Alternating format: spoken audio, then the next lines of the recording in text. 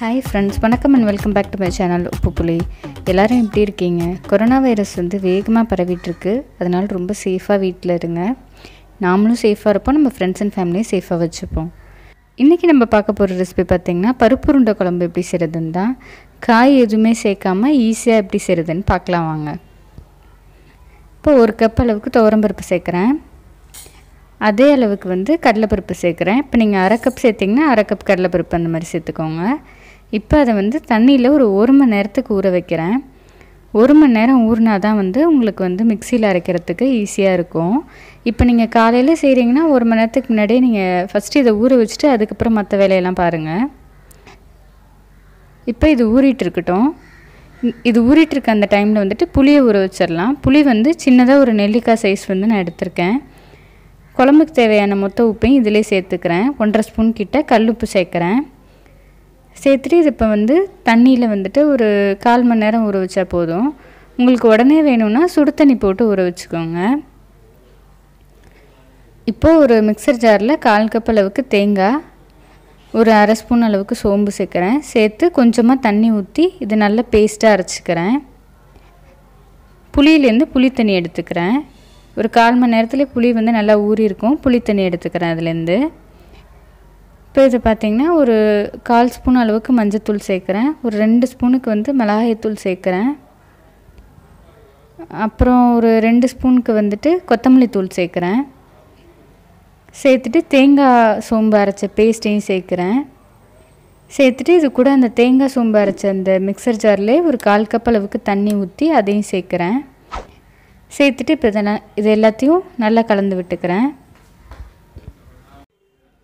நல்லா கட்டி எதுவும் இல்லாமல் நல்லா கலந்துக்கோங்க.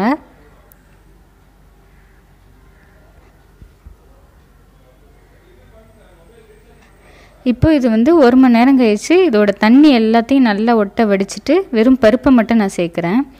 தண்ணி சேர்த்துறாதீங்க. சேர்த்துட்டிங்கன்னா உங்களுக்கு உருண்டை பிடிக்கிறதுக்கு வராது. அதனால் இந்த ஊறின தண்ணியே போதும் உங்களுக்கு. இதில் வந்து ஒரு 1/2 ஸ்பூன் அளவுக்கு சோம்பு சேர்க்குறேன்.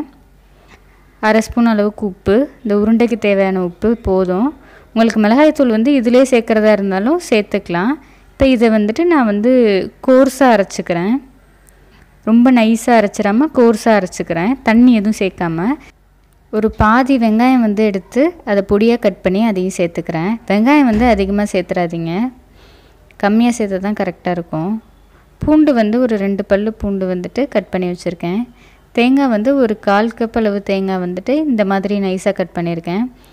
தேங்காய் வந்து உங்களுக்கு எவ்வளோ பிடிக்குமோ அந்தளவுக்கு ஆட் பண்ணிக்கலாம். இப்போ இது எல்லாத்தையும் சேர்த்துக்கிறேன் அந்த உருண்டையோட.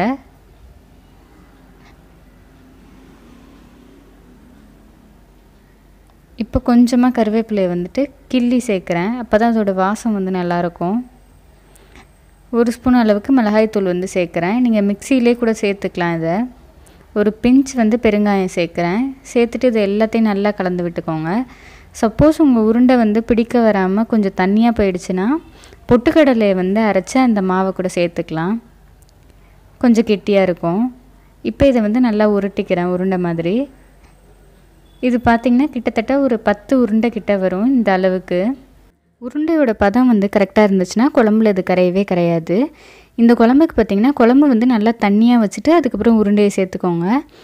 உருண்டை வேகிற டைமில் குழம்பு வந்து நல்லா திக்காகிடும் உங்களுக்கு.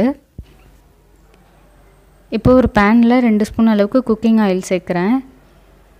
சோம்பு வந்து ஒரு 1/2 ஸ்பூன் சேர்க்குறேன். சோம்பு வேண்டான்னா நீங்கள் வந்து சேர்க்காமல் இருந்துக்கலாம்.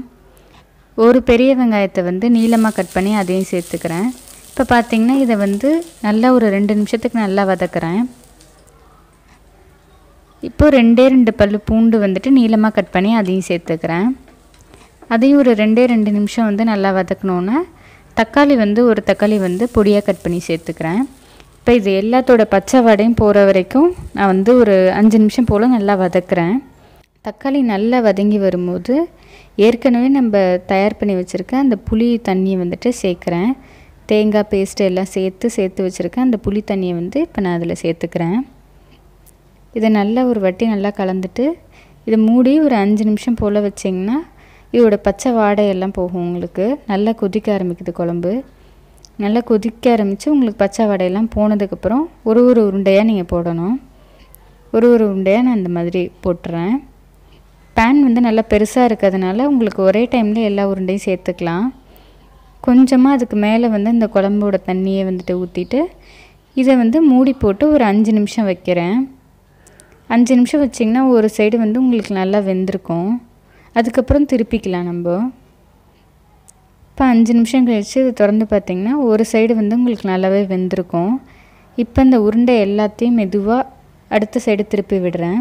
எல்லா உருண்டையும் திருப்பிட்டு இதே மாதிரியே மூடி ஒரு 5 நிமிஷம் வைக்கிறேன். இந்த பக்கமும் உங்களுக்கு வெந்திருக்கும். அவ்வளோதான், நல்லா வெந்து உங்களுக்கு பாருங்கள் உடையாமல் கரையாமல் சூப்பராக வந்திருக்கு பாருங்கள். சில பேர் பார்த்திங்கன்னா இட்லி பானையில் இந்த உருண்டையை வேக வச்சுட்டு அதுக்கப்புறம் குழம்புல சேர்ப்பாங்க. அப்படிலாம் சேர்க்கணுங்கிற அவசியமே இல்லை. நீங்கள் குழம்பு மட்டும் கொஞ்சம் தண்ணியாக வச்சுட்டு இதை ஆட் பண்ணிங்கன்னா குழம்பும் திக்காகிடும், உங்களுக்கு உருண்டையும் நல்லா வெந்துடும். அவ்வளோதான், நம்ம சூப்பரான பருப்பு உருண்டை குழம்பு ரெடி ஆகிடுச்சு. நீங்களும் இதை ட்ரை பண்ணி பார்த்துட்டு எப்படி இருந்ததுன்னு மறக்காமல் கமெண்ட்ஸில் சொல்லுங்கள். Meet you all in the next video. Until then bye bye from me. என்னோட சேனல் பிடிச்சிருந்தா மறக்காமல் சப்ஸ்கிரைப் பண்ணிவிட்டு பக்கத்தில் இருக்க பெல் ஐக்கனை கிளிக் பண்ணிக்கோங்க. அப்போ தான் நான் ஒரு வாட்டியும் வீடியோஸ் போட்டேன்னா உங்களுக்கு நோட்டிஃபிகேஷனில் வரும்.